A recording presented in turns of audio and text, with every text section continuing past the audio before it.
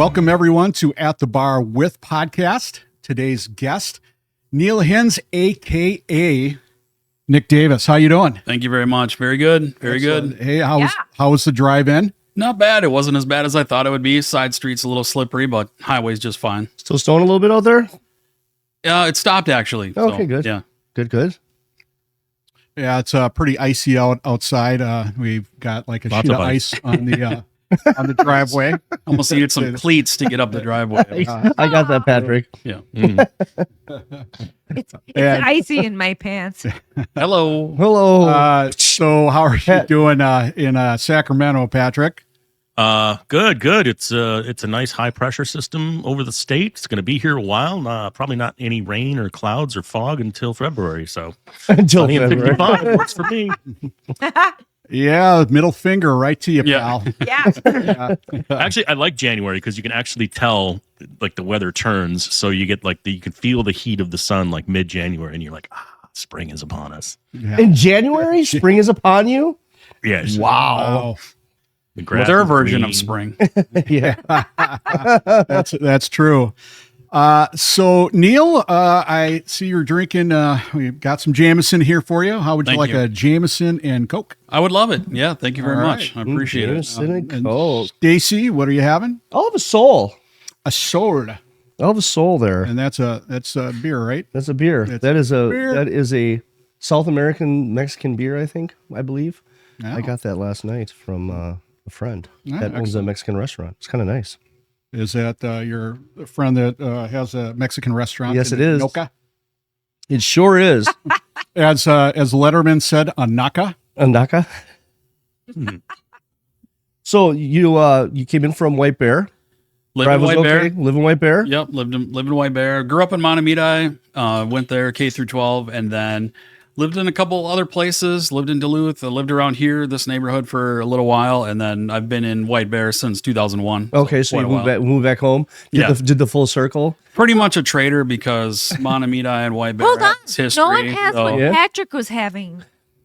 Patrick. I'm having raspberry lemonade on account of some undercooked chicken I might have had yesterday. So Oh, Yeah. it's been a good anyway, day. Well, tell sorry. us a little bit about that. But before you do that, Gene, what are you drinking over there? Water. Water. And Nice. I think she's having a Guinness, so she's Oh. the Irish way. the Irish way, the real way. Yeah. And Brett, what about you? What are you imbibing? I'm going to do a Guinness as well. Okay. So I think I'm going to do a Guinness, and we're going to As he makes up this nice, pretty. I like those cubes. Yeah, they're good cubes. And then I brought a little bit of this, little taste of this for. What is that? A little later, it's a little Nika It's like kerosene. Nika whiskey. Patrick, have you ever had Nika whiskey? I have not. What's You its can't origin? read it. The where is it label from? is in Japanese. It's from Japan. It's whiskey. Yeah. I got it from a client of mine for my birthday present. That's soup. Nika racist. from the barrel. Japanese make some pretty good whiskey. It They smells do. good. I had a customer get me a bottle of Japanese whiskey one time. I can't remember what it was. It had a white label. You forget after a few drinks. Sure. But it was very But it was good. It was.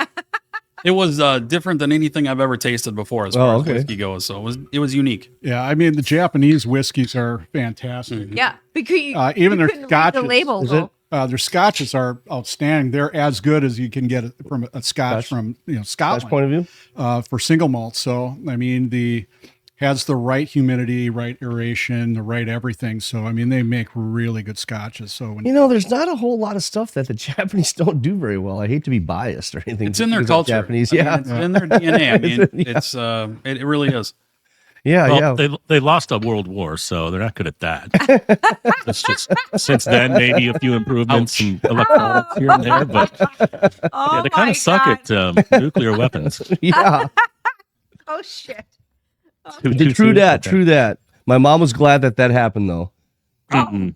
Believe it or not, that's kind of a funny story, but we'll tell that another time. So you came in from you went to what Matamidi Went to Montemita. and you live in White Bear. I live in White Bear, so it's Oh, okay. A little bit of a trader thing yeah. going on. Yeah. And then you said for a point you lived up here. Yep. What brought you up here? Apartment availability. It was Oh, one of the okay. only at the time. It was apartment boom, and it was one of the only apartments available. So Oh, okay. And you graduated what year? 93. 93. 93. And see another one of these guys that still has Another hair one instead of just these being- guys that still still has wearing hair that's diapers. disappointing. Yeah, okay. Just a pop.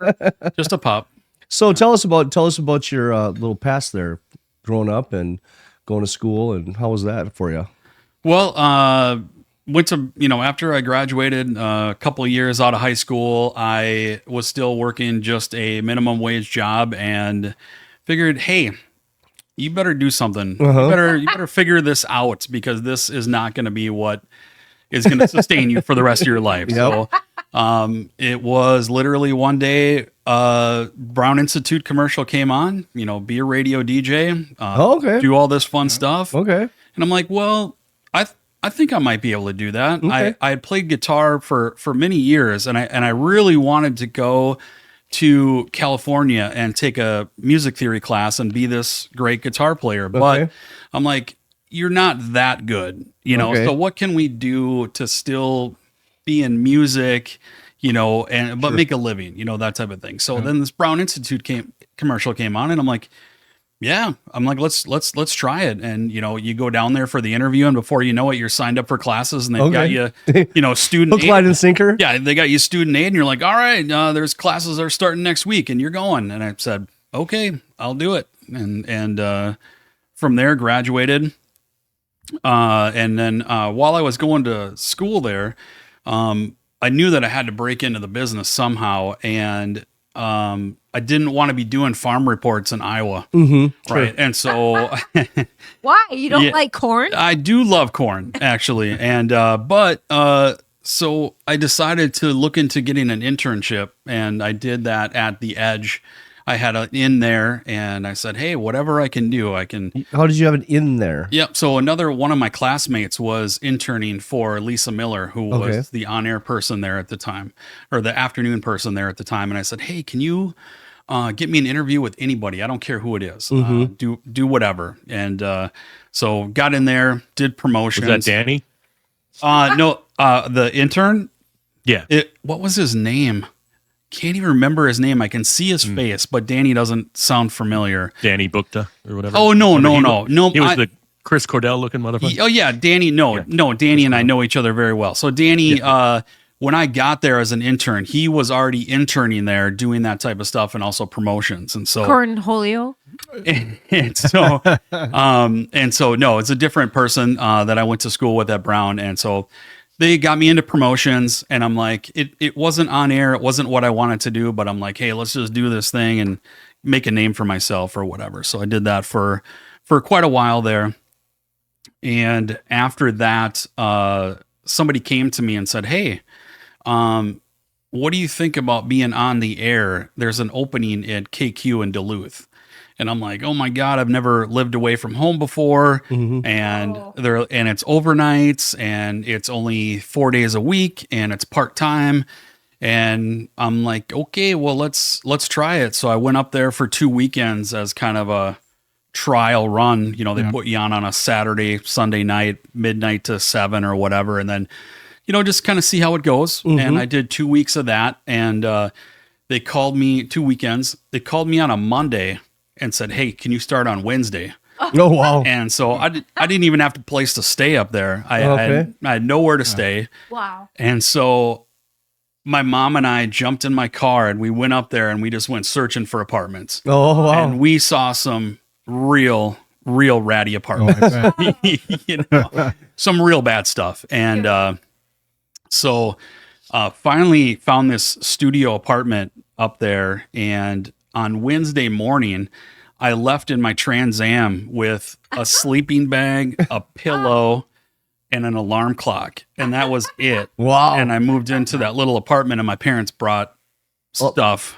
Oh, that's cool, though. The next a couple weeks from there, they brought all my stuff up there. Oh, okay. And But you went from no money to big bucks, right? I went from minimum wage to like $7.50 an hour. Yeah, Okay. $7.50 an hour. It was pretty bad. So Were there bed bugs in there? there was no bed bugs. It was a clean apartment. There was 2 crack houses right outside my window across the alleyway, though. There was those. Well, at least you had easy access. Yeah, I mean, I just kind of had to be like, hey, Just put your hand out the window. bring it up. Yeah. I just had to yell out the window or whatever. So, Yeah, the winter up there the winter killed me up there. I was never up there for a winter. I've never experienced winter in Duluth or anything like that, but it is horrendous to say the least. The lake winds, yeah. The lake winds, it's beautiful. Yeah. It's beautiful up there. So, but living up there was horrible. Oh, I bet. Yeah. Really quick, let's back up a little bit. Yeah. Patrick, I want your input on this really quick too.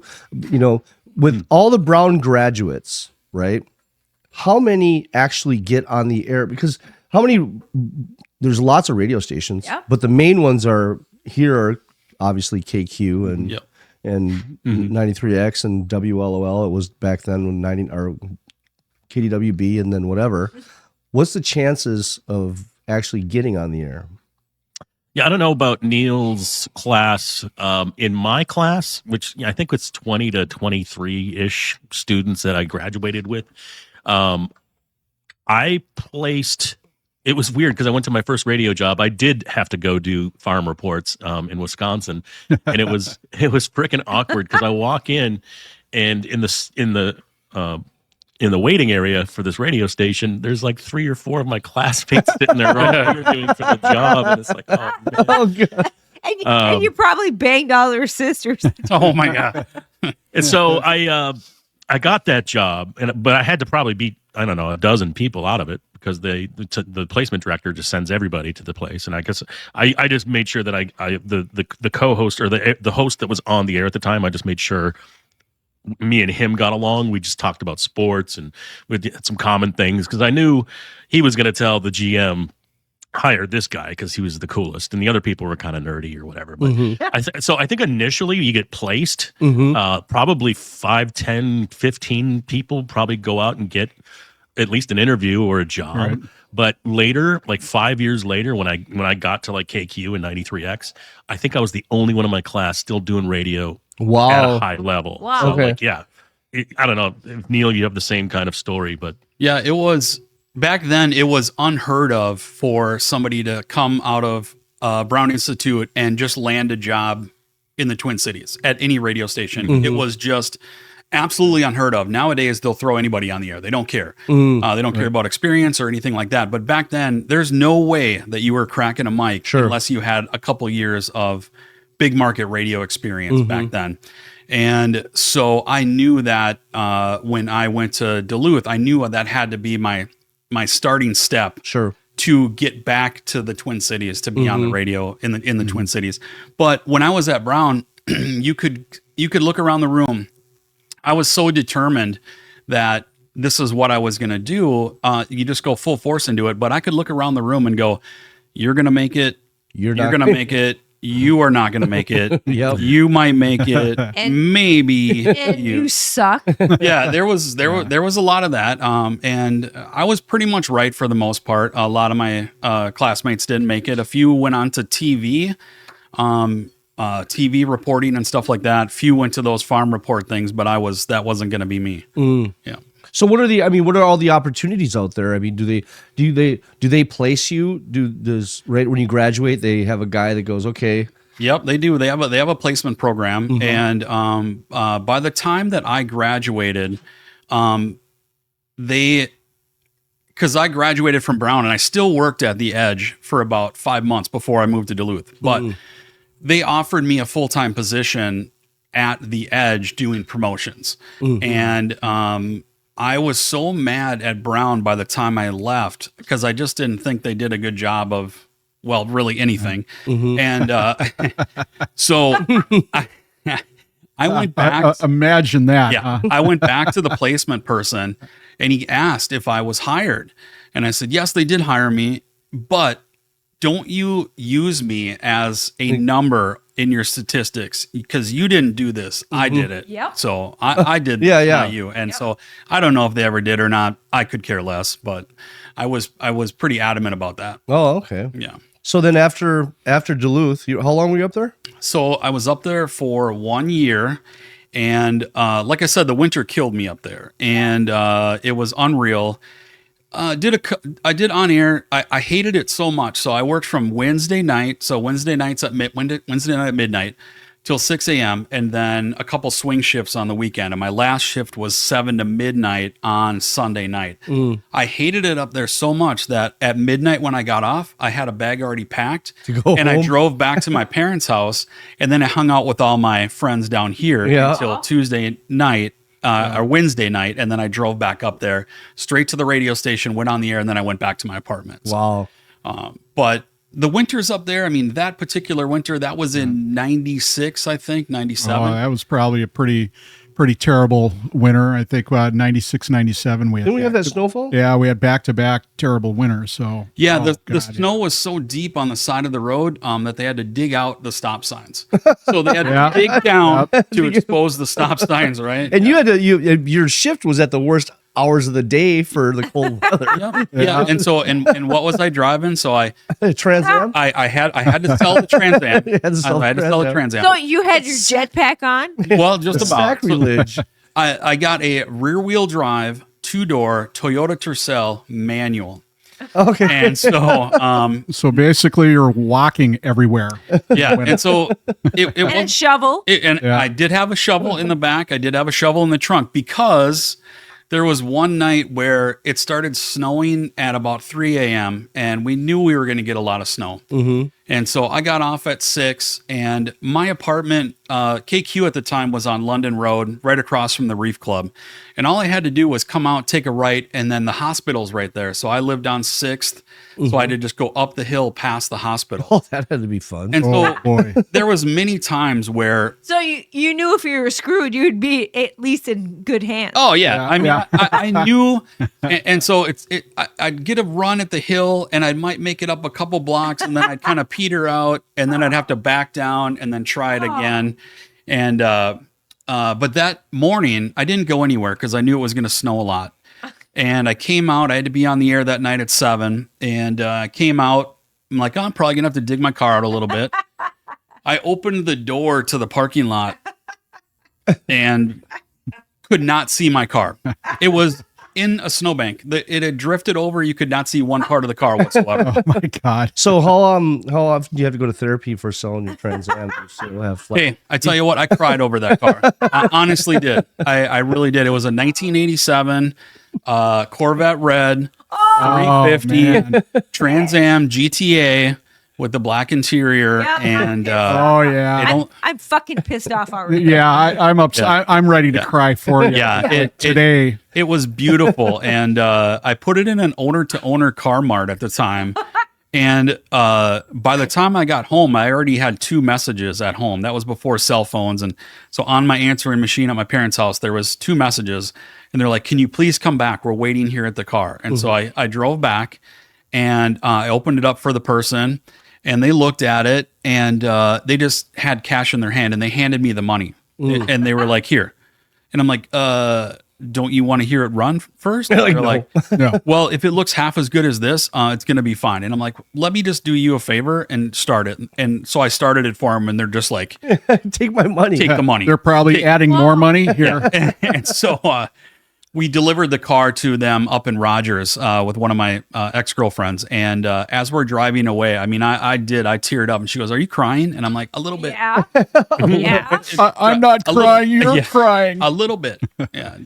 So you came back down here and you got into where? Got in to I call back to the edge. So how I quit up there was how I decided to quit was funny story, because up there at the time they had the Fox affiliate, but at the time they didn't have any programming for it. But by law, you have to program something for 3 hours a day and take transmitter readings. You can't just own a TV station and not broadcast. So for extra money, I would go down to the transmitter on Transmitter Hill up by the high school and pipe in the Home Shopping Network every day and then take transmitter readings. And they would pay me to do that. And Transmitter Hill?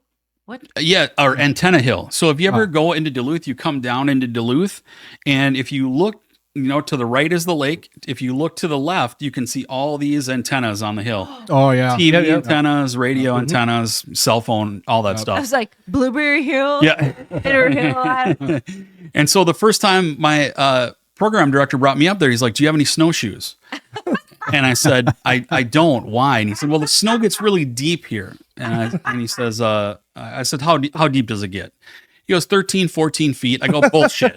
I go, bullshit. Yeah. He goes, it does. He goes, it comes off the lake, 13, 14 feet high. He goes, sometimes we'll, get a bobcat, but it just blows in. It fills in right away. So you're going to need the snowshoes. And I'm like, okay, sure enough, 13 feet of snow in the winter. And so I get my snowshoes and I'd head down to the thing and do my thing. And the one day you have to go up this steep hill to get to the high school. And my little Toyota Tercel, man, 5 different tries I tried to make it up there. I finally made it up there, realized that I forgot my snowshoes. Oh, God. And so I'm like, well, maybe I can walk on top of the snow down to the thing. God. And I was a lot lighter back then, and I did it before, and made it about halfway down, and I fell through the snow. And I was up to my chest in snow. Shit. Wow. And I was looking down at the lake as the wind was blowing 40 miles an hour across my face. And I just said, this is it. I hate this place. Absolutely hate this place. And so I don't know if you've ever been in that deep of snow before, but it's like quicksand. The more you struggle, the more you're going to sink. And it took me 3.5 hours for me to climb back out. And when I got done, I was completely drenched in sweat. And I laid on the hood of the car and called my old boss at the Edge. And I said, if I quit tomorrow, can I come back and work in there? And he says, of course you can. And I said, I'll call you tomorrow. Mm-hmm. So the next day was Monday, and I go into my boss's office and he goes, hey, I'm so glad you're here. We were just going to call you. And I said, well, what's up? And he said, well, the 7 to midnight girl is leaving. She's going to take another job in another state. And we want to know if you want the job. It's full time. It's medical benefits. It's salary pay. And, what do you think? And I'm like, that's crazy, because I was just coming in here to quit. And he's like, are you serious? And I'm like, 100% I'm serious. And he goes, you almost fucking died. yeah. You got to swim on top of the snow. And they didn't know that yet. They didn't know that part of it yet. But I said, yeah. I said, and then like, well, I said, yeah. I said, I'm going back and working for my old job. I said, I'm going back to the cities, and I just can't take it here anymore. So they're like, fine. They totally understood. Wish me all the luck in the world, and came back down to the Edge. And I'm not a religious person. I don't believe in a lot of that stuff. But sometimes you just got to go, man, was somebody up there looking out for me? Because when I came back down 2 weeks later, we bought X105, and then we started X105, and they asked me, hey, because of my back, they knew I was a metal guy, hard rock guy. And they're like, hey, can you go over there and help start this station? They're like, we can't pay you shit now, but we promise there'll be something for you down the road somewhere. And I'm like, of course I can. This is amazing. And that's where I met Patrick.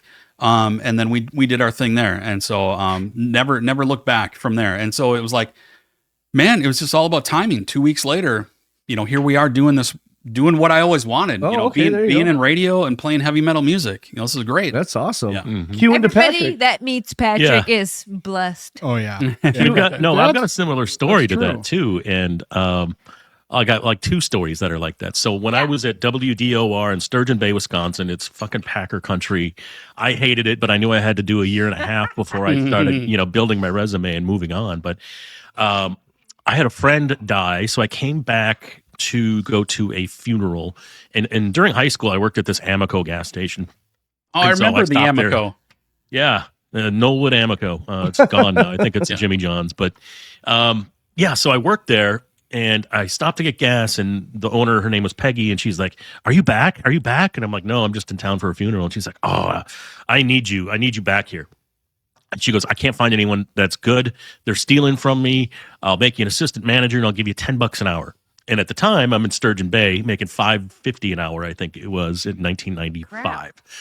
So I drove home. It's 6.5 hours. I was thinking about it, and I just said, I could probably work at the gas station and then intern.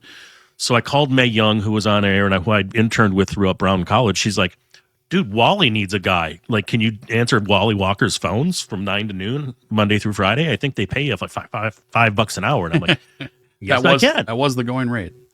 Yeah. So I did a little of that, and then I also cheap. worked promotions for KQ, and I'd go out with Terry Train and Mae Young to bar gigs and such. And so that was like my first I'm gonna quit this job. I can't do this anymore in Packerland, and I just moved back, and then I interned at KQ for like 2 years. And then I got a telemarketing job that I hated. I just cold calling, you're getting told off all day. One day I go into the parking lot. I've been working there for like a year, and I stood at the thing, and I'm just like, this job is just sucking the life out of me. So I went in, I said, I'm out. I grabbed some personal effects, and I left. I got home. 2 hours later, I get a page, because we had pagers back then. I got this weird page, so I call it, and picks up the phone, programming. I'm like, hi, this is Patrick. I just got a page. He's like, oh, yeah, hey, it's Wade Linder. Dave Hamilton recommended me. We're looking for some overnight folks to staff X105. Are you down? And I'm like, yep. 2 hours after I quit my job with no plan, I had a plan all of a sudden. So, and it was very similar to Neil's story, where I'm doing overnight tryouts for 2 weeks. I get the gig, and it's midnight till 6, and then I had to work at a golf course. So if you want to do radio, you can, but you got to do some shit, because I would work midnight till 6, and then I'd be at Edina Country Club from 6:30 to 3, and I would sleep from 4 to 10, rinse and repeat. And that was my full-time. That's the life. That's the life. Well, that's definitely paying your dues. That's for sure. There's a lot of dues. That's for sure. A lot of dues. Yep.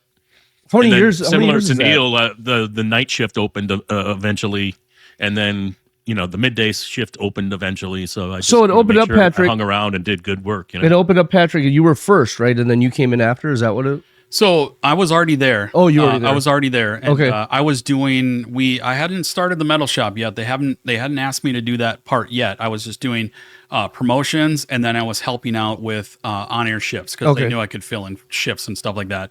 I mean, it got to the point at X105. I remember a couple times. 2 times. One, I was at my ex-girlfriend's house, and it was like 12:30 at night, and my cell phone goes off, and it was my boss going, "Hey, you're supposed to be on the air right now." And I'm like, Whoops. I'm like, no. I'm like, no. I checked before I left today. It wasn't me. And they're like, oh, well, they changed the schedule. They didn't call you? No, they didn't call me. I'm like, Jeez. okay. And they go, well, can you go? And I'm like, I guess so. And so I got up and went. Luckily, she didn't live too far away, so it was a quick drive. But the other time, I was up at the Mermaid drinking. And they're like, so-and-so called in. The Mermaid? You mean the bowling alley? Yeah, but downstairs at the night when it had the nightclub at the time. Streamers downstairs. I mean, that's where I met Stacy. I mean, they had it was a club and dance and stuff like that. I mean, it was kind of a cool place to go for the suburbs. For the suburbs. and so they called me, and I'm like, I've been drinking for the past 2 hours, and they go, we don't care. And I'm like, are you sure? And then they go, can somebody give you a ride there? And I'm like, I asked one of my buddies, I'm like, because I can't drive. My car's out front in the Mermaid. And I'm like, I'm not driving. Can you drive me to work? And they go, you got to be on the air. And I'm like, yeah. And they go, okay, well, let's go. And so I did that show, or that shift. That was your best shift. It probably was. I mean, it's always that way when you like if you're playing guitar, right? If you've had like 4 or 5 drinks, you're like, I'm playing the best I've ever played. And then if you were to go listen to it back, you're like, oh my God, that was the worst I've ever played. That was the worst I've ever played. So, did you do the disclaimer on air going, by the way, folks, I've had a couple? I think I did. I can't quite remember, but I'm pretty sure that I did. I'm like, I'm pretty sure I started out like, this is going to be a great show. I've been drinking at the Mermaid for the past 4 hours, something like that. So that's the story of Patrick's life. Yeah. Yeah. He did partake in a few lounges here in town. Yes, I did. So then you were there, and then Patrick came after? Yeah. Then Patrick came in, and then he started doing overnight shifts. And then did you take Gina's spot? Gina left? Yeah, it's Gina Giuliano. Yeah, she left, and then you moved into her spot. Yeah. 7 to midnight, I think. No, actually it wasn't that. It was, I actually got let go. Like, I was full-time overnight guy, and then when we made the switch from X105 to 93X, suddenly we had too many DJs. And So I think at that point, I was still doing overnights. KT was assigned to be the new 93X night person. Remember KT? Yep, and then she went back to Detroit. And that's kind of when I slid into that role. But it was KT 7 to midnight, and then Ron was the overnight guy. And they told me, we'll call you when we need you. You know, you're going to fill in and you're going to do shifts swing and shift. whatever. I was like, okay. So suddenly I was out of a job. And then like a week later, Ron had some, let's just say, legal issues that happened to him. He really did. And they called me back and said, you want the overnights full time again? And I was like, yes, sir. So then that's kind of how I lucked out into getting my job back. And then KT decided to leave. And then I think I was trying out for that. And then 100.5 came in. And so now we had this hard rock competitor, and everything was about being more extreme. So we called it Extreme Radio with Patrick. And Wade just said, go for it, man. Just, be hell on fire from 7 to midnight. So I was doing like Howard Stern bits and, making fun of the other radio stations DJ. His name was Todd Downs, and I'd call him Retard Down Syndrome. Oh, man. I remember that. Yeah, so man. that was fun. So that's kind of how I slid in the overnight, the 7 to midnight. But it was actually encouraged to be, foul back in that day, because we were all having radio wars with, the most, you could go to the Capitol and sacrifice a goat on the steps for a promotion, and it would be like, oh shit, they're so good, man. Now the great thing about the X105 was it was in the old Rev building, which was right off of Crete and Vandalia in 94 over here. Yep. And KLBB, the jazz station, was upstairs. And they hated us bad. Hated us. Because I can't see why. Right. Yeah. Right. We did some stuff. And Patrick and we're sacrificed a goat. we were loud. And the great thing about that building is there was no suits there. Right. The general manager wasn't there. There was no salespeople there. There was no sales director there. It was just a bunch of, what's a great frat people doing frat things. Lambda. Yeah. It was just a free for all on stuff to do in that building. It was really wild. And there was a window. I was doing overnights once, and I was a smoker at the time. And so I don't know. I didn't want to go outside. Maybe it was raining or something. Mohawk? So I just like, I'm going to open this window and have a cigarette. And just blow it out. And then Mike Doucette comes in to do mornings and goes, Jesus Christ, are you fucking smoking in here? Because it would just blow it right back in. You could blow it out, but it would blow it right back in. And the window was like, it was like a downstairs window like this. It was a crank window, like right next to the board, with a screen on it. Yep. There are probably raccoons or possums out there right outside. Yep. Patrick pre-Mohawk? Wade Is this calls me, pre-Mohawk? he's like, hey, I heard you had a cigarette. And I'm like, yeah. He's like, don't do that again. Yeah. I was like, okay. I will. That was pre-Mohawk for Was Patrick. that pre-Mohawk? Oh, yeah. I believe he still had like the 90s. He probably had a mullet. No mullet. No mullet? I think he had one at one time, but not He's a at hockey the station. player. I don't think so.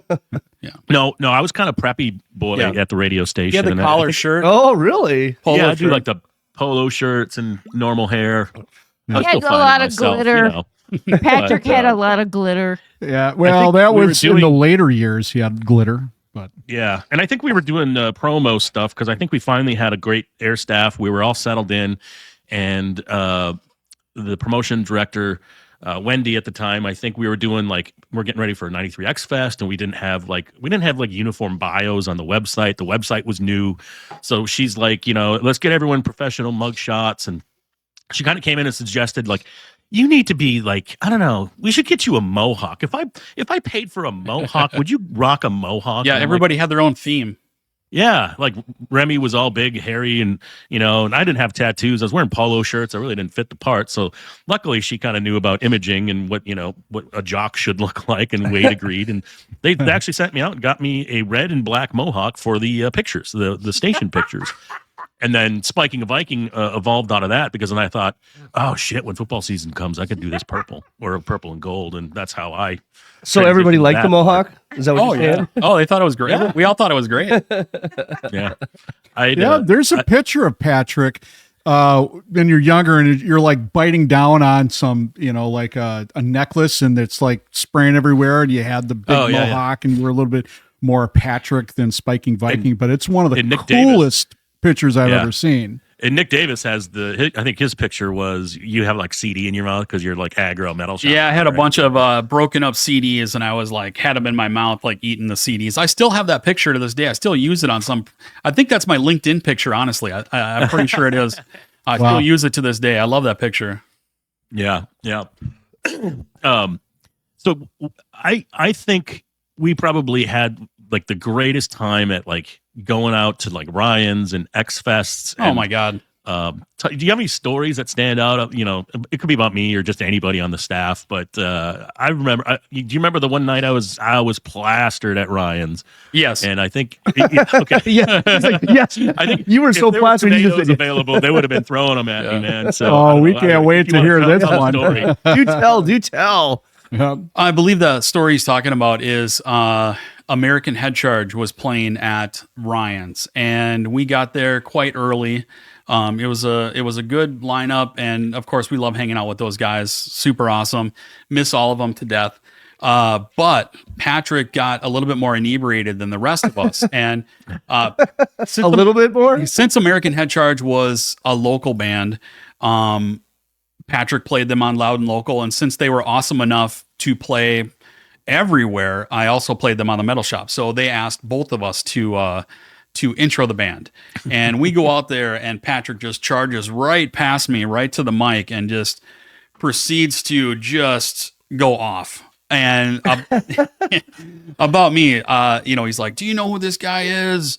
This is Nick Davis from the Extreme Metal Shop, and this guy's bigger than Jesus." And just goes off on this tirade, and I kind of finally had to reach over and be like, and that's where it ends. Like if you ever seen someone in the crowd's like, "Shut the fuck up." If you ever seen the movie The Wedding Crashers, when the wedding speech, they kind of had to and that's where I take over. So yeah, but this is recorded somewhere, Patrick. This is recorded somewhere, isn't it?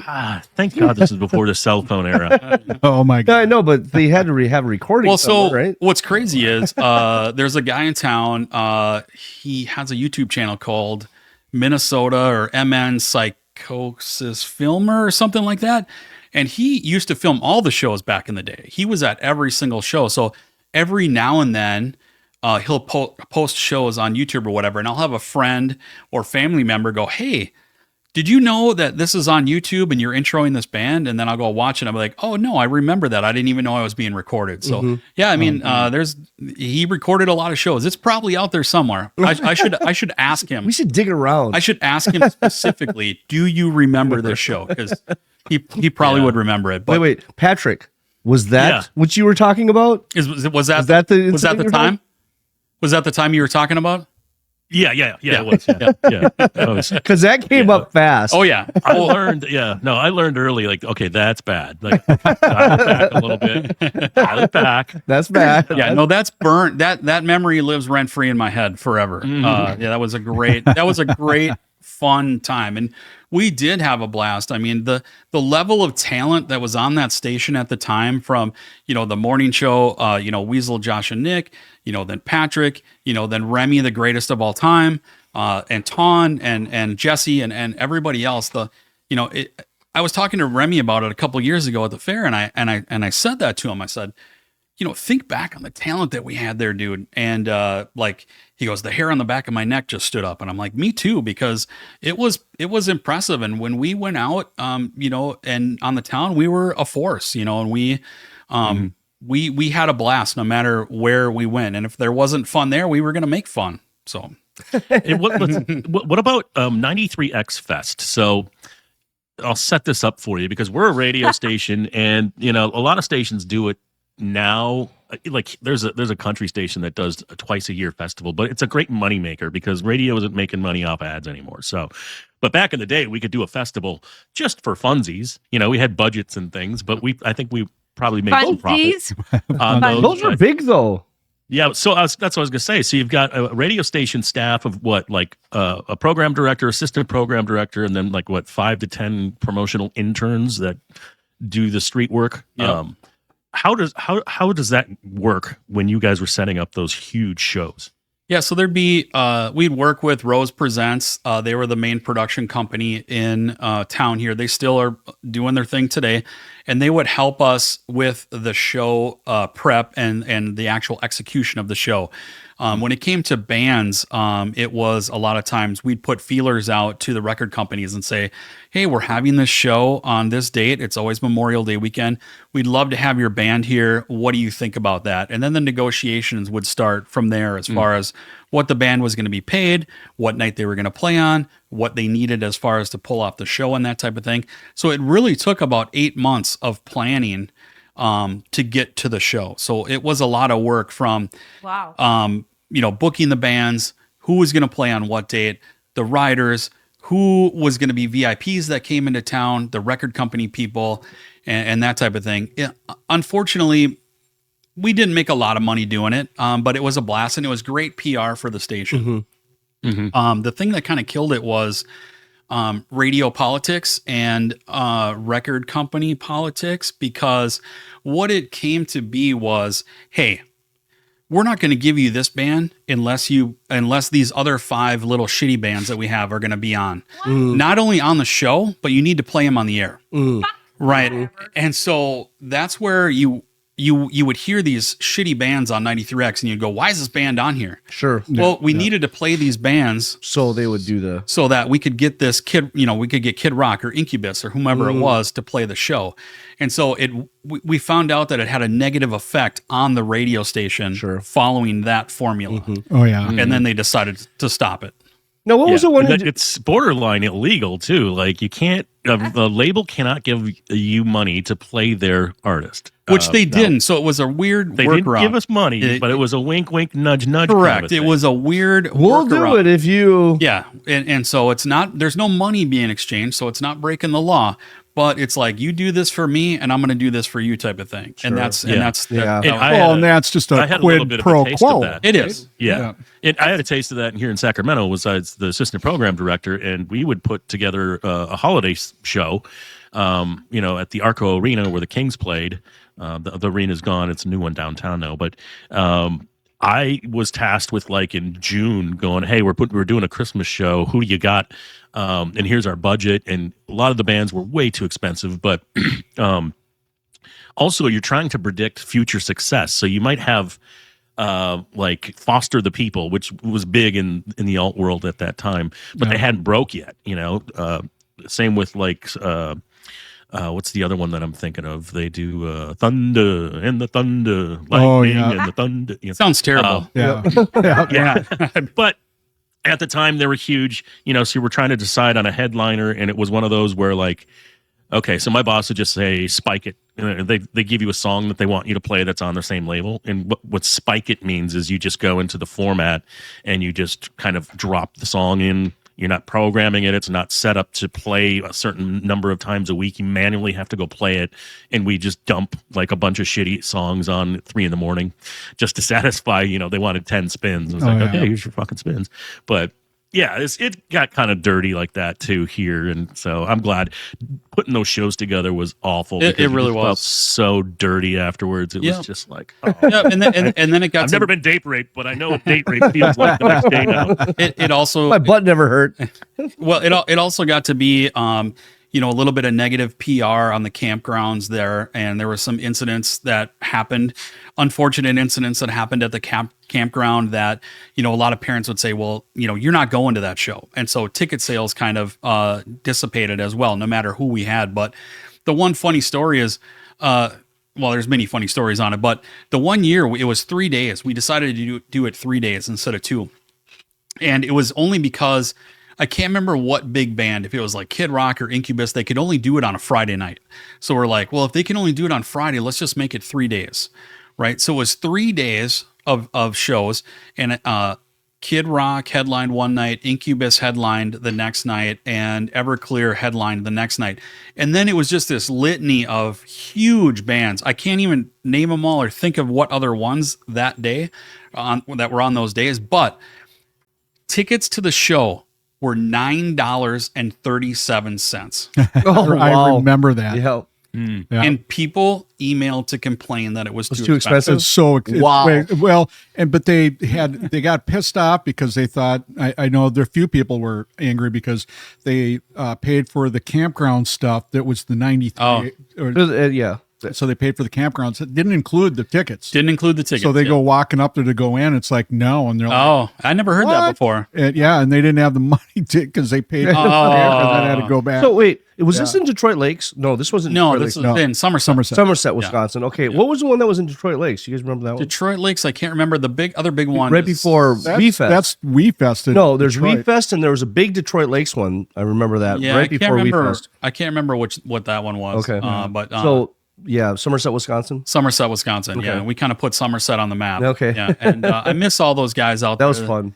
I miss the Mom Pettits and I miss Ricky and I miss all the guys out there that we used to, put on the shows with out there. They were so awesome and so accommodating and just a great family. And that was before they put in Highway 35, the new Highway 35, because when you used to be able to go across the Stillwater Bridge and just go straight to Somerset. Oh, you're right. Yeah. Right now they got the big bridge and it goes across on 35. And so I remember standing out there in the field of Sunrise Campground, and John Mompetty, he's like, they're going to put a highway in here. In 2 years, there's going to be a highway over our head. And I'm like, bullshit. And he's like, I'm telling you, there is. And sure enough, you drive out there and you're like, oh, you look down and there's where Sunrise Campground was. Yep. Yeah. So a lot of good memories out there. Yeah. No, it was. What about the big old 93 X Fest meets Oz Fest?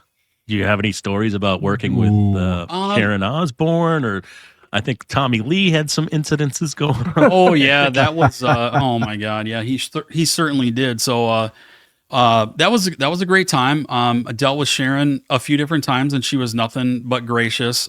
There was one time that she couldn't get a hold of Wendy, and she called me real quick because Wendy had left my number on her answering machine or whatever. And so I'm sitting in my office and I'm looking at the phone and I can see who's calling, and I'm like, Sharon Osbourne's calling you. Sharon Osbourne's calling you right now. I'm like, this, you just kind of got to take a step back and go, appreciate the moment. So I let it ring a couple extra times. But they were, her and the Osbourne family, they were super awesome, always super gracious. One super great story, probably the greatest story I have of all time, and is with Black Sabbath. And I think it was 1999. They all got back together. Wow. They did a reunion tour. They put out a live CD and they recorded 2 new songs. And they did an appearance out at the Mall of America, a signing for that record. And the line was almost all the way around the first floor of the Mall of America. It was huge. There were so many people there. And so they did 2 hours and then they took a break and they did another 2 hours. But before the first break, the record rep guy who I was good friends with at the time, Mark Potter, he asked me, he's like, hey, can you, they're about to go on break. Can you come help me with dinner and Black Sabbath? And I'm like, what do you want me to help you with? And he's like, I don't know, but can you just come with me? And if I need help, you can help me. And he really just wanted me to keep him company, and cause like the third time he asked me, he was like, can you please just come and help? Can you please just come with me? So I'm like, fine. And so we go downstairs and Black Sabbath isn't there yet, but we go into this green room. They have a green room downstairs and it's a huge meeting room. It's got a huge oval table in it. And it's one of those rooms where the table is so big that once you sit in the middle, there's no room to walk behind you, right? You're basically trapped in there. Yep. And so I'm sitting there just kind of rocking back and forth at the table, and without warning, Black Sabbath and the whole entourage comes walking in and they start filling in around the table. And Ozzy and Sharon are sitting on this side and Geezer's sitting on this side and Tony and Bill are across from me and everybody else, the whole entourage is filling in. And I'm like, whoa. And Mark is at the door. Did you shit your pants? It was close. It was real close. And so Mark is at the door and I'm looking at Mark and I'm like, because I'm trapped now, and he's like, just giving me the hey, just you're all good. Just sit there. Cool. Just be cool. Yep. And so that was the Osbournes. If you remember that TV show, Osbournes was out at the time, and it was literally just out of the TV show. Sharon, Sharon, where's my pills? I need my pills. He didn't and my know how to latte. use the remote control. Sharon, I need my pills. And I'm like, oh my God. And then all of a sudden, Planet Hollywood starts wheeling in food. And I'm like, okay. And they put a burger and fries, a plate down in front of me. And I'm like, obviously, I didn't order this. I didn't know I was going to be here. And I look at Mark, and Mark's just like, eat the food. yeah. Don't look. And so I'm just like taking these little bites, and Did Ozzy go, where's my so, burger? yeah. Oh my God. And so then I hear Ozzy, he's talking to me. and I go, now I had met Ozzy a few times before this, but he's not one to remember who I am. But so I hear him from my right side. Now. He does. Yeah. Now. I hear him from my right side, and he goes, "Can I smoke in here?" And I'm like, "Oh man, Ozzy's talking. Asking me if he can smoke." And I'm like, I don't know, Oz. I'm like, I think it's a non-smoking building. Oh my God. You're gonna have to ask the mall people if you can smoke. And so he looks at the mall people in the corner, and he goes, "Can I smoke?" And they're just like dumbfounded, just like me. They're like, "Oh, Ozzy's talking to me." And I go, Oz, go ahead and fire up. And I had a little Dixie cup or whatever. And I'm like, here you go, buddy. I'm like, you can ash in this. He goes, oh, thanks. And then he lights one up and he starts smoking, in there. And I should have taken the cup. But so about 15 minutes later, everybody gets done eating and they're on their way back up. And I can tell why Ozzy got kicked out of the band originally. I can tell why a few of the members hate each other. Like, him and Ozzy and Bill went at it like a married couple, like a 50-year married couple, going back up there.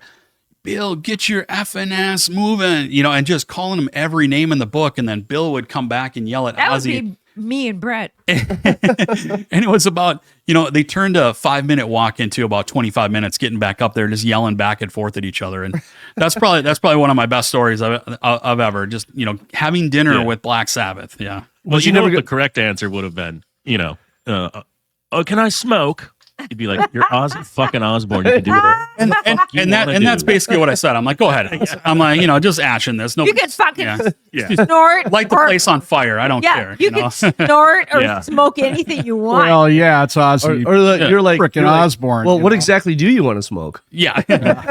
Didn't matter.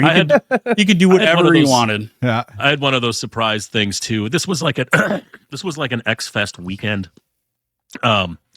And the town was dead because it was like Memorial Day weekend. I lived downtown at the time, and the only place that I could get a beer at like 3 p.m. on a Sunday, 'cause I get done with. Like, I go into the strip club. Which one did we do all the Tatas one at? Rick's, yeah. So I'm at Rick's Cabaret. It's like me and the bartender, who I kind of know from outside of things, and she's just, she gives me a beer, and it's literally empty. There's just girls sitting down waiting for customers to come in, and you pay waiting for Patrick to come in. Yeah, because he's here. He pays her Oh, rent. hey, our rent is here. Rent just came honey. in the door. Hello. I never paid for that garbage. But I hear a voice from behind me, and it's "Can I get Jack and Coke, please?" And I turn around, and it's fucking Lemmy Kilmeister. Nice. Sits down, and we had a beer, and we had a drink for like an hour, and I think I just like, okay, man, this is so fucking trippy. Yeah. The fucking hat and everything. And like, remember his hat got stolen like 3 weeks after he played here. Someone stole his hat. But he had a show Monday night at First Avenue. This was Sunday afternoon. He's like, well, I'll put you on the guest list. You can come to the show. And I'm like, dude, I'm on the radio. I already get in that fucking shit for free. And he's like, I've played your music. And so he started talking about radio and the radio station. But I think I actually said, there's a guy named Nick Davis that'll probably be there. He does. It was the loudest show I'd ever been to. So loud. Yeah, and he had just gotten, tour bus parked, and he was just looking like me, just looking a little thirsty, and found this place that was open and sat down next to me and had his legendary, what's it called, the black tooth? No, that's Dimebag. Oh, Dimebag. Yeah. And but yeah, those kind of stories are just the black what? Priceless. They call it Dimebag had a drink called the Black Tooth Grin, and so it was a shot of Crown Royal and just a splash of Diet Coke. and it literally was just had to be a splash. That was it. In a like a shot glass or a low ball like this. I know. Yeah, Those are called bimbo Gene shots. had the same shot, but it was Bacardi white and just a splash No, of it's Coke on called top, bimbo and shot. they called them bimbo shots Okay. back in the day. And That we works. did that at the Iron Horse and Ryan's and the Mirage. G90s was like that too. No, The 90s. The 90s, Yeah. had bimbo shots. No, Well, all of their drinks were like just a splash. Oh yeah. I mean, that's like the first time that I went into Stand Up Frank's. Like this is years ago, and when I worked for TGI Fridays, I just got done. I pretty much quit this job working in a men's clothing store, as a district supervisor, and I needed a job, so I got a job waiting tables at the TGI Fridays in Roseville. Yeah. And the jackass people I worked with, because I'm training in, so I don't get any tips. They're making all the tips. It's like, oh, we'll take you out for a couple of drinks. Why don't you come with us? And I'm like, all right, I'll come with, but I don't have any money, and we got you. So they brought me to Stand Up Frank's, if you remember Stand Up Frank's. oh, And they had a bartender behind the bar. He was Samoan, big dude, probably 6'6", probably at least 300 pounds, big guy, big. And they're like, yeah, well, he knows us. I'm stupid and gullible at this time. I'm just a new hire. Dumbass. Yeah, dumbass. And they're like going, you got to tell him to lean on it. Stand Up Frank's. Yeah. That's the key word. Lean He on knows it's us. If you say lean on it, he's going to know it's us. Oh, that was the story you told before with Yeah. the And- failure, oh right? my God. I mean, Repeat. literally, Repeat. I was just went up there and I was scared. This guy was so big. And not only did he over pour the stuff and blat the Coke on top, but I mean, I had two of those and I couldn't even, thank God they drove, because I was a complete disaster after that. Did you call Ralph on the big white phone? Oh, yeah. TGI Fridays in Roseville. Yeah. There was one time there where my wife and I were there. We were dating at the time, but it was the night before Ozfest, and we were having dinner in there. And one of the bartenders came over to the table and said, "Put a drink down in front of me." Whatever I was drinking at the time, put another one down. And I didn't know that he knew who I was, but he just goes, "Hey man," he goes, "I'm a big fan." He goes, "Have fun at Ozfest tomorrow." And I'm like, Nice. right on, buddy. Nice. Because anytime we went out, as far as like me and my crew, I think pretty much for the most part, Patrick, we didn't want people to know who we were. We were not there looking for handouts. Well, you're on the radio. Well, yeah, but still, we were not there looking for handouts or free sure. drinks or free food. Yeah, yeah. If it was offered, that's fine. But it was not going in anywhere and saying, "Do you know who we are?" Yeah. That- Sure, and yeah. we ran into plenty of that with other radio stations or TV talent or Yeah. things like that. And I pushed my staff, my interns, me, and anybody else that was around me. This is not who we're going to be when Yep, we're out in public yep, at all. And so I didn't want anybody to know who we were. If they asked, there's people that I would hang out with that didn't even know I worked at 93X until like 5 hours later or like 3 days later. And they're like, "We never knew you worked at 93X. And I'm like, "Well, you never asked." Yep. I'm not just going to tell you. Yep, yep. I'm not- modesty. I love living by that strong Yep, suit. Modesty being my strong suit. You know, love it's funny because don't you hate it when people come up? Do you know who this is? Or your friends? You have your friends that you go out with. Oh yeah. And I get that with martial arts quite a bit. I got it the other night, and it's like, this guy can kick your ass. I'm like, what are you trying to I get do? that with the spiking Viking all the time. Do you with my really? buddy. You know who this guy is? You fuck? know this fucking He's in the Hall of Fame. Honestly. It's got Hall of Fame. Just for crying out loud. Burger. Nobody ever does that to me. Yeah. Because you don't go out anywhere. But yeah, no, Neil, you're right, because there was times where if I was going out to be, rock star mode, flashy or whatever, I'd have the mohawk up. Yep. If I didn't want that, I'd put on a ball cap or something, backwards. And I never really expected much. And it would be like, if I was promoting the show on Loud and Local and was, really supportive of the restaurant or bar, it always the checks would be a little light, it'd be like, I'd have 5 beers and it'd be like $3.50. And I'd be Nick. like, okay, Yes. Nick, let's make sure I tip the bartender. sorry. Oh. Nick, Yes. Greg says hello. Greg Chilton. Moog. Moog. Oh, Moog. I love that kid. Oh. Oh, I my know. God, So yeah. I had to actually tell you that. Oh yeah, I love that kid. I know. Oh, yeah. He goes, he sold me my car. I And did. I'm like, what the fuck? Yeah. Well, we've obviously been friends for a long time because he's been in the bands and all that stuff and whatnot. So I always supported the stuff that he's done. And one day he needed a car and he was in a tight spot and we were able to help him. So that's great. So And so yeah, let's use I that as a sent the pivot point here. message. I sent the Cool. message. Thanks, Gene. Thank you. The end. Do you want to talk about the end at 93X and then transition to what you're doing now? Yep. Or? Yep. Yeah. So have you ever? I knew it went down, but I didn't hear any details. And I left in 2011, Yep. and I think in the fall of 2011 is when they had their first exodus of people. Just you're out, gone, bye, no explanation. So I actually preemptively left. So Yeah, and I'm pretty sure I would have been chopped if I had stayed there. And that's good. Yeah. And Preemptively? What the fuck does that mean? so left before he got fired. Yep. So left before you kind of see moved the to writing on the California in wall and February. you're like, hey, Yep. before you can do this to me, I'm going to do this to you. Yep. Yeah. So Got it. So my last day was October 6th of 2006. And have you ever seen the movie Goodfellas? Yes. Okay. Yeah. One of my favorites. Mine too. Absolutely. And just a couple days before, my cohort and technically boss, Wendy, she had left and moved to California. And so they called me into the office that morning. Now, mind you, I'd already worked a promotion from like 5 a.m. to 9 a.m. So I had to be at the station at like 4, and it was on the Twins Plaza. So I'd already worked that morning quite a bit.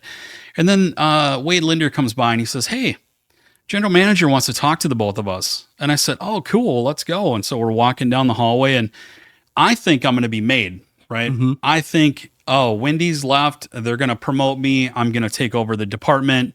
And this is how this is going to go. And we go into the office, and it's just like when Joe Pesci thinks he's going to be made. Ooh. And I sat down at the desk, and they had all my stuff there, and they had, I could see a check, and then the conversation started. Mm-hmm. And I immediately knew from the first 10 words, this is going bad. This is not, it was the bullet to the back of the head. Wow. And that was that. And so, How do they make these decisions like that, Pat? Because Patrick, you were like that too, right? In that situation, but in Sacramento, it didn't happen that way here, but we could talk about that after. I forget where I was going with that. So that bullet to the back of the head. it was the bullet to the back of the head. And when I left there, I immediately got phone calls from all over the country, the people that I'd heard that I had left. Okay. From people that I knew, different radio stations, Nice. record company people, all, whatever. And so they asked me, I remember one specifically, Green Bay, Wisconsin. They're like, hey, we want you to come here, run 3 stations. We do this many promotions. These are the stations that we want you to run. And this is what we can pay you. And I'm like, I was getting paid double that. I was getting paid double that to run one station. And so all of the offers, I just kind of outpriced myself for that job position or whatever. And so what I think really got me was, when they were letting people go, they were letting people go that had been there the longest, that had been making a higher salary than others. Right. But what I really think got me was, and I think Patrick was on air at the time, so he may have not been in the meeting. Tell me if you remember this meeting. When Remy was fired, about 2 days later, there was a meeting with all of the DJs in the meeting room, and they were explaining why Remy got let go. And also that they told us that, or a certain person told us that, and my mouth just gets me in trouble a lot of times. Sometimes I just can't help it. It's got me in trouble. When I hear stuff that is such bullshit, it just pops out of my mouth. Yeah. And so they said, a lot of our listeners don't even know when Remy is on the radio. And I was just like, it just shot out of my mouth. I go, wait a minute. You're telling me that people don't know when our number one DJ is on the air. That's what you're telling me. Yeah. And I said it in front of all the other DJs. Wow.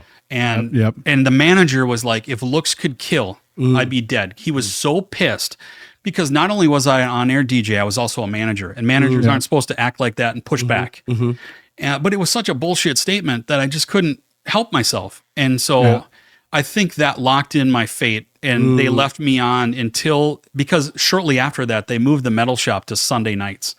And that was the ultimate kick in the balls for me, is when they moved it off Friday night into Sunday.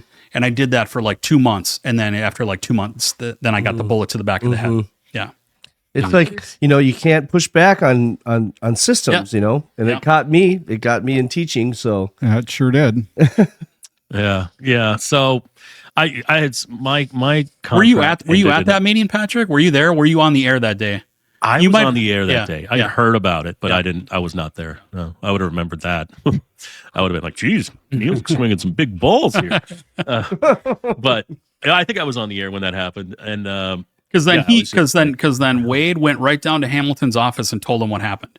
And then Wendy got word of it. And then Wendy came and told me, hey, they're really pissed about this, and I'm like, whatever, what's done is done. Yep. Yeah.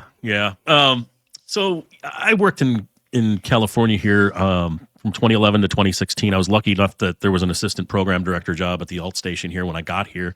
So I was only unemployed for like a month. I left Minneapolis in March and I got a job here in April. So it was pretty cool.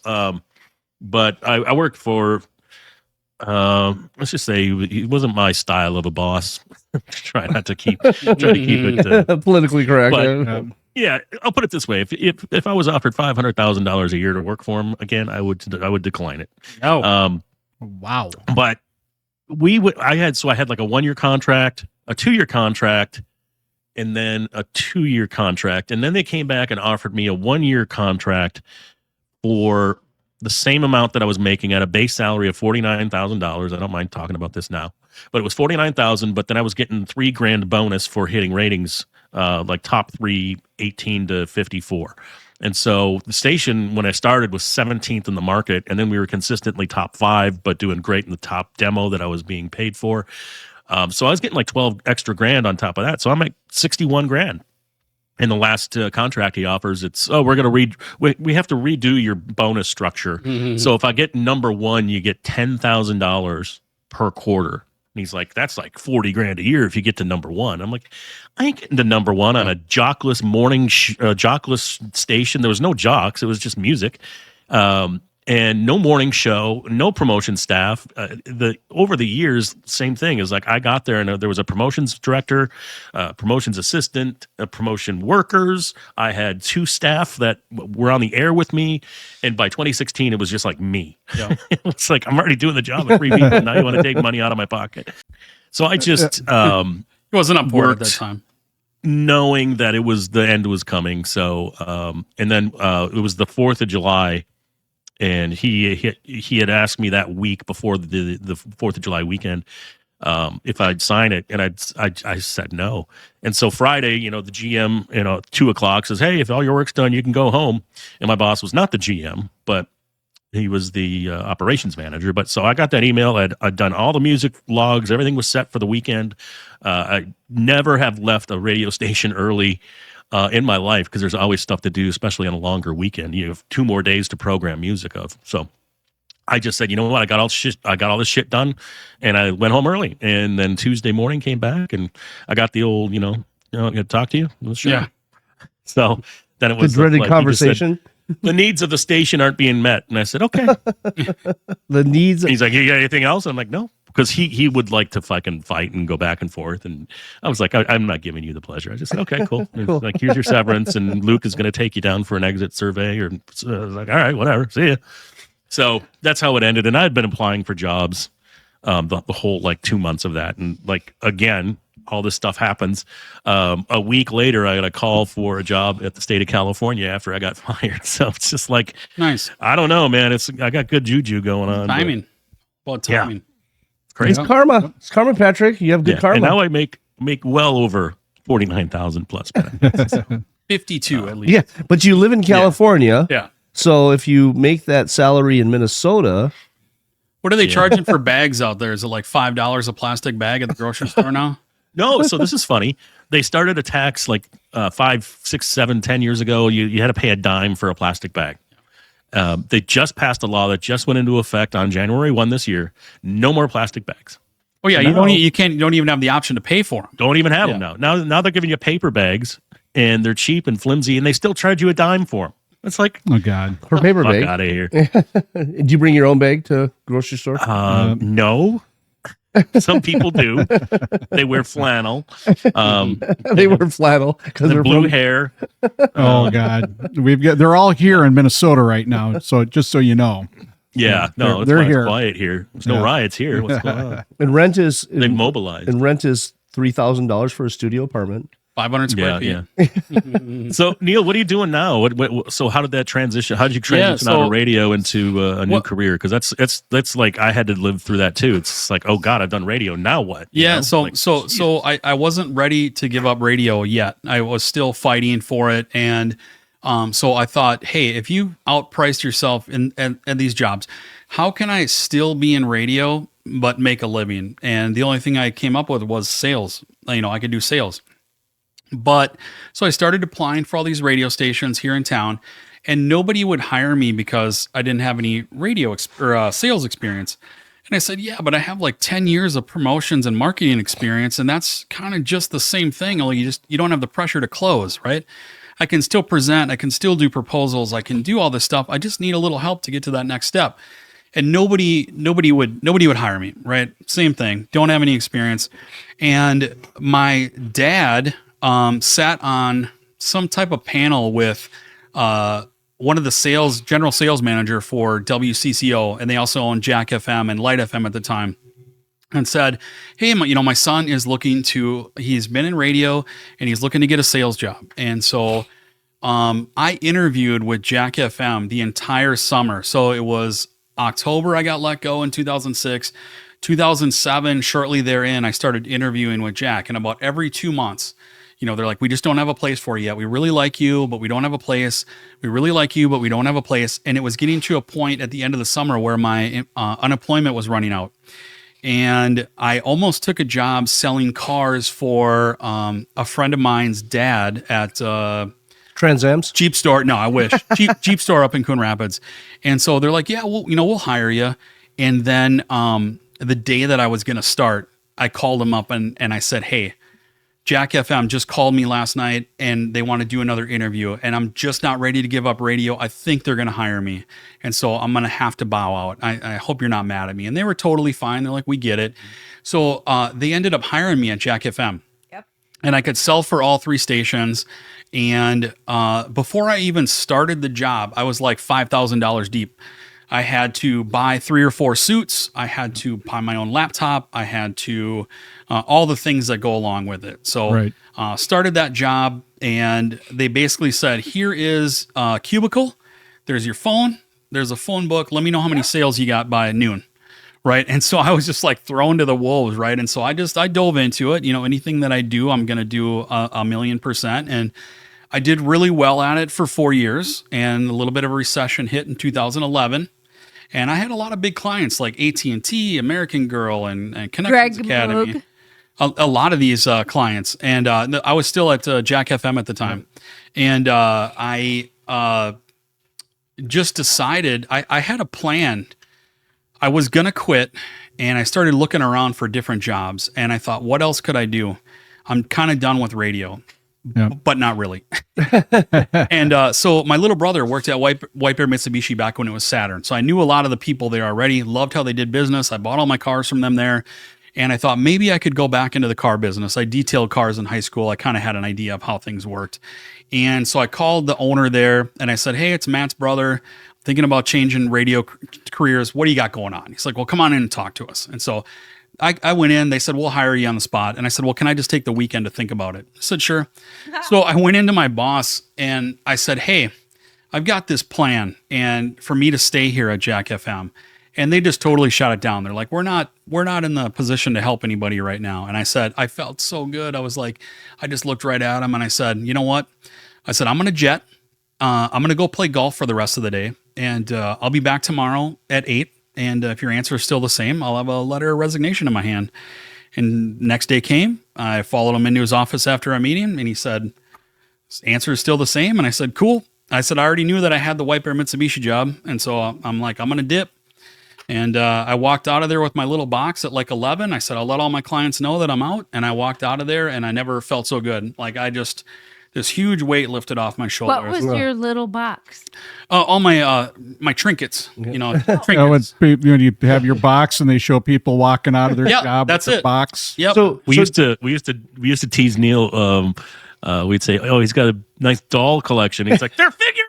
Yeah, my office at 93X, my office was, when I went to go clean out my office, I tell you what, I had so much stuff, I left half the shit there.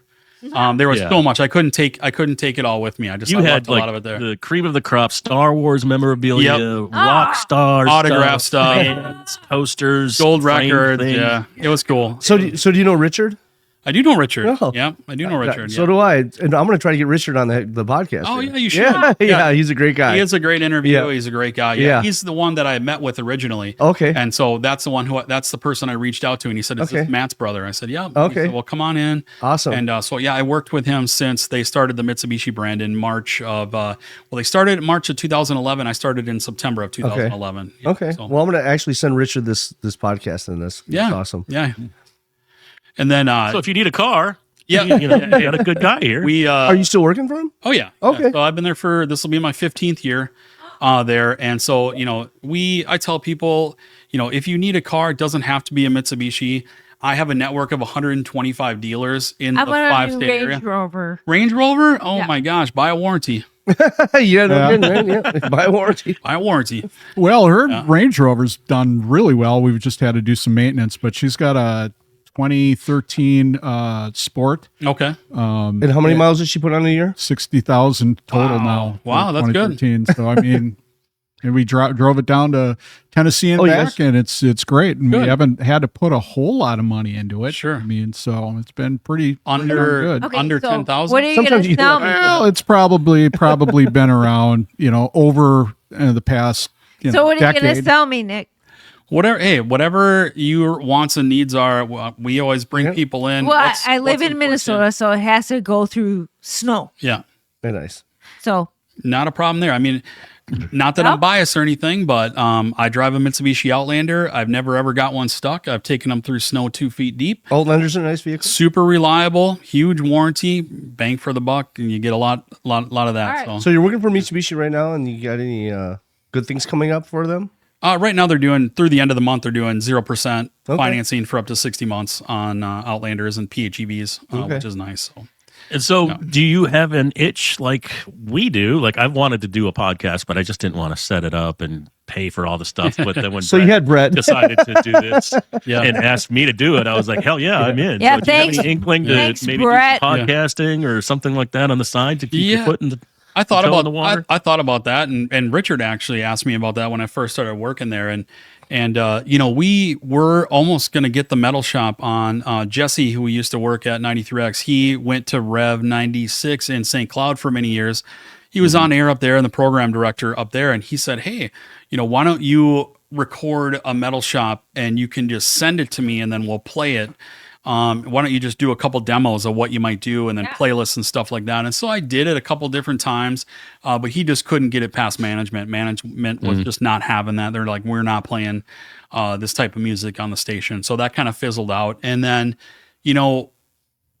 I would have to have a significant amount of viewers for the amount of time that it takes to do something like this. Because it does take a lot of time and effort. And it's Brett, does it take a lot of time and effort? yeah, I know it. I know it. It takes a lot of time, a lot of effort, and I've had to learn how to shut my pie hole. And a lot of anger management. Again, learning how to shut my pie hole.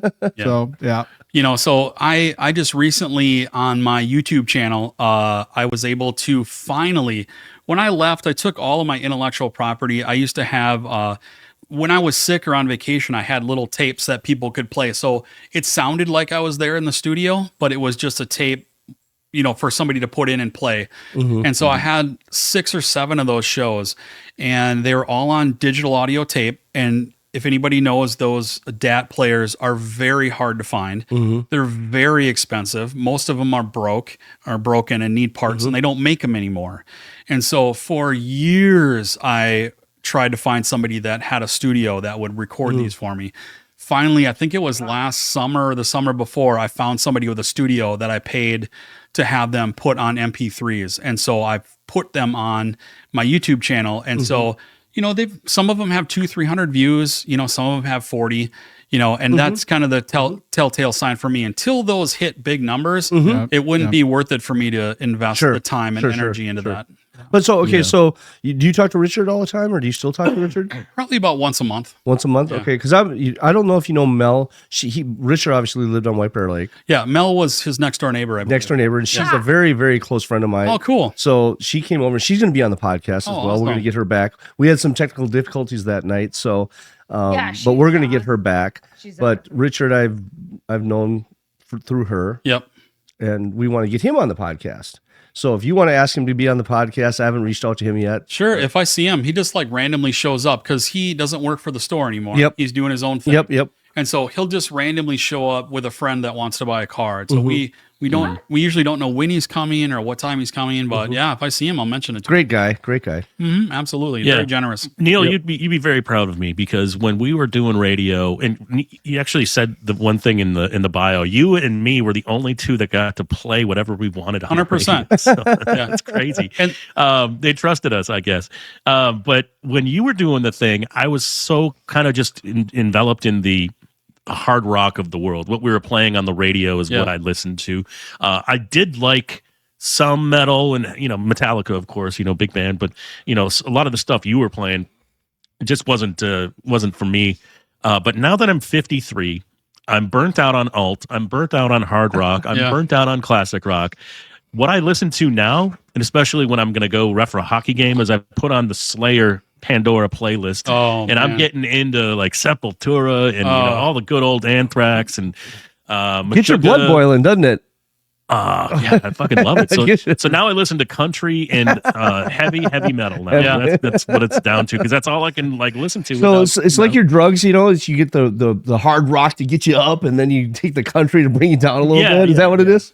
Well, and when we got to pick our own music, I used to have they asked me to do the metal shop too for a couple reasons. Number one, I was very versed in the scene, in the genre. I knew all the bands and that type of thing. But I also had all the music. Like they didn't have to go out and buy any of the music. They didn't have to buy the CDs. 90% of the music came straight from my house. Oh, okay. I would so you had it already. I had them all. I had the CDs. You're playing it? I would make the playlist on a Friday. That Friday night, I would go home, pull all the CDs that I needed for the show. And that was nice for them, right? Absolutely. Yeah. And there was charts too. There's like specialty show charts, like metal. And so there's like probably a handful, I don't know, I mean, more than a handful, probably, 12 to 20 influential stations that had a metal shop, right? Yeah, and it probably helped satisfy the need of a label, like what you're talking about with the concerts, right? Like, can you play this artist? And Wade would say, it's too heavy for prime time, but we'll give it to Neil and see what he can do with it. Yeah, absolutely. And then so I used to have to get my playlists approved so I would bring my playlist in to the program director, and he would look at it. And he would go, I don't know any of the bands on here. And I'm like, that's great. You don't have to, because the listeners know who they are, right? Myself, I'm part of the genre. The listeners are going to know. Don't worry. And he's like, well, you need to put some Metallica in here and some Linkin Park. And I'm like, that's going to ruin the integrity of the show, of the show. And so it got to a point where I started winning a few awards, like being recognized by like the city pages, being recognized by some of the tabloids, the trade magazines and radio. And then the show started getting mentioned in the research. So the research that they would do, reach out to listeners. Hey, what do you like about the station? And they'd mention the metal shop. And so once he realized he was wrong. that and he never admitted it, but I didn't have to have my shows approved anymore. Right. And you just say, go and do whatever, do whatever you want. That's kind of nice. That's really nice. Yeah. So that was great. And I kind of programmed it how the radio station was programmed at KQDS. Like I'd have my top 6 songs for the week, and then I'd play a current, and then something from the 80s, and then something from the late 90s. And so I had a formula to how I picked the music really out. Nice. Now myself, I like all types of music, right? Heavy metal is just, that's my jam. That's my favorite. That's what I grew up on. That's what I learned how to play guitar on. That's just my jam. But you have people like my grandpa on my dad's side who drove semi-truck all their life, right? And outlaw country. So I grew up on outlaw country. Do they like CCR?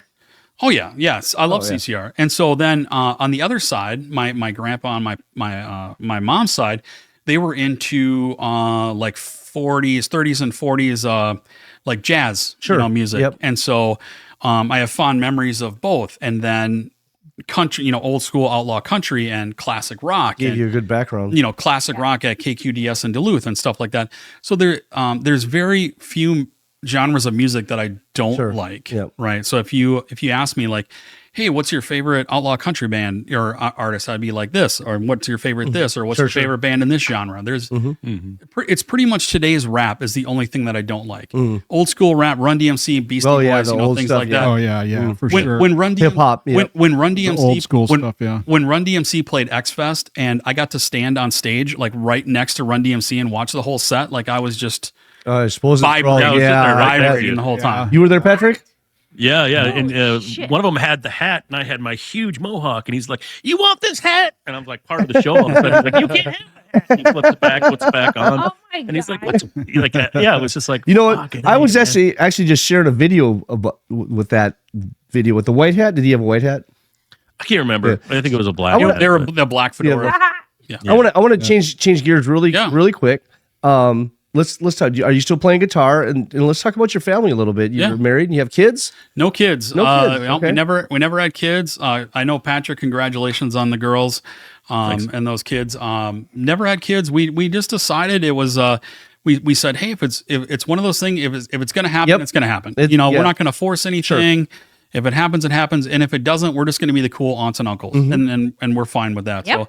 We just got kitties. Always had kitties. Right now we've got cats. 3 kitties, and they're rambunctious and fun and all that fun stuff. I take one of them out on a leash, walk her like a dog, and she's very dog-like. People come to the door, and much like your dogs here, they growl and want to see who's at the door, and scared the shit out of the UPS guy one day. Is it a mackerel tabby? It is tabby cat? Maine Coon Siberian mix. Oh, so kind of a bigger one with big paws. Big paws. Yeah.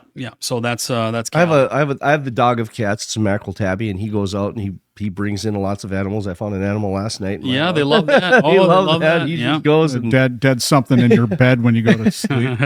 Yeah, get the trophies. Yeah. So how long have you been married? So it'll be in June here. It'll be 23 years in June. Awesome. Yeah. Tell us a little about your wife, if she doesn't mind. No. Her name's Sarah, and it's funny because we met out at a 93X promotion out at. Do you remember when they used to have bars at the Mall of America? Oh yeah. Okay. Oh yeah. Where Rick Bronson's House of Comedy is, right? There used to be a bar. They're called Gators, right? Yep. I've been there many times. Oh yeah. And so Weasel had I forget if it was Tuesday night, Wednesday night promotion out there from 9 to 11 once a week. And so I would go out there and kind of support him and help him with whatever he needed. And then my entourage or whoever we were hanging out with, Randall and whomever else would come out and hang out with everybody. And so there was one night where I see this girl standing by the bar. Oh, I see this. Eyes locked. I see this coming a mile away. She was talking to her friends. Yep. And I said, "Holy smokes!" I said, "I gotta meet that girl. Yep. I gotta meet her." And so sometime tonight, I am gonna meet her. Well, we come to find out that we have mutual friends that manage the bar because she's there quite a bit, and so. Eventually she made her way around with our mutual friends, and then we got introduced or whatever. And then later on that night, she comes up to me and she's like, there's this weird guy following me around the bar. Can you just, can I just stand next to you and hold your arm? And I'm like, yeah, yeah, you can. Yeah. And so, also, but her friend that was with, her friend was really interested in me. And at the end of the night, fuck her. Yeah. Her friend put her number in my pocket and said, call me. I wasn't interested in her friend. And so they were all friends with one of our interns, and I can't remember her name. But I called her a couple days later and I said, hey, is Sarah and so-and-so going to be at Gators this week when we're going to be out there? She's like, yeah. She's like, yeah. We're going to be out there. We're going to be out there. And I'm like, okay, cool. We'll be out there again. And then, so then I asked her out on a date, and then her friend got really pissed. Right? Are they friends any longer? They are not friends any longer. Yeah. And so Because she wanted you. I don't know. I think they just kind of lost touch after that. But You took my man. yeah, and so we went on a couple dates, and I made my intentions really clear with her, and we've been together ever since. So Well, good for you, yeah, man. Thank you. Congratulations. Yeah, thank you. That's super cool. Yeah, it's kind of a cool story, and kind of how we met, and kind of how I'm like, hey. Are you Brett gonna be head butted me. Or no. No, I think it No, was wait. the other way around. You had butted me, but Yeah. and but that was it's it's a good way 29 to years ago. There you go. There you yeah go. longer than that. I think it was 32 years ago, but Oh, yeah. Who's counting? Exactly. After a while, yeah. So well, I appreciate you coming on the show. Really nice meeting you. What a great story all the way around. Thank you. It's been fantastic. Good. Did you have a good time? Yeah, blast. Yeah, super fun. Can't believe I'm here. After You watching didn't finish your drink. so many That's fun. episodes. Oh, I'm sorry. You haven't, Oh, you I'm haven't even sure seen he that guy in a will. while. You haven't seen that guy in a while, have you? I have not seen Patrick since I left 93X. Well, good for you guys. You could get to see each other again. Patrick. It's nice. I think we may Yeah, have played we've been, Call of Duty once or twice over the years, but Yeah. not spoken since I left 93X.